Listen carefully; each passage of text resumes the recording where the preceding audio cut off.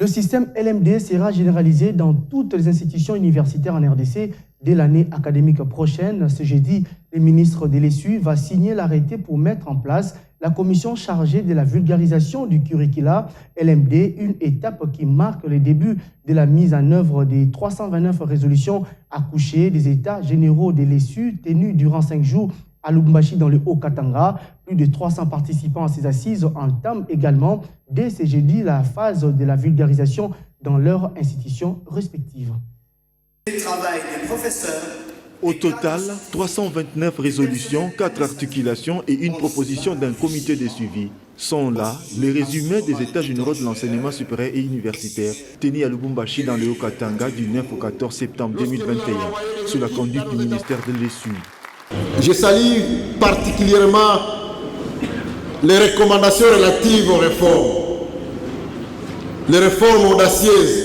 Je viens de lire, vous m'avez dit, dès l'année prochaine, nous commençons avec le système LMD et nous le généralisons à toutes les filières.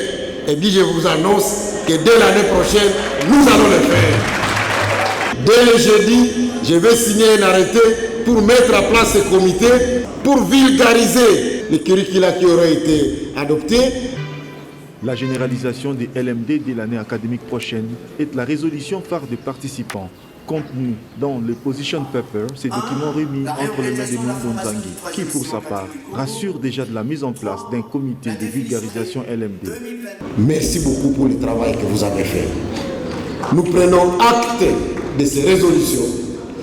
Et le président de la République qui a suivi ces assises ici, qui a eu le rapport tous les jours de ce qui s'est passé ici, il nous a demandé que ça ne soit pas des assises de trop, que les recommandations qui viendront d'ici soient des recommandations qui nous aident à rétablir un enseignement de qualité.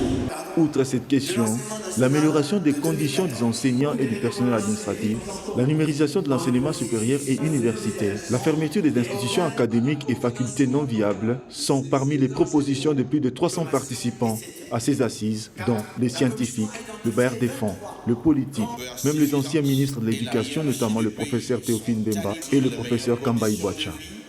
Ces documents de position résultant de travaux organisés 25 ans après par le ministre de l'ESU, qui reste tout de même déterminé à amener à bon port toutes ces réformes pour rendre compétitif et requalifier le système éducatif supérieur en République démocratique du Congo.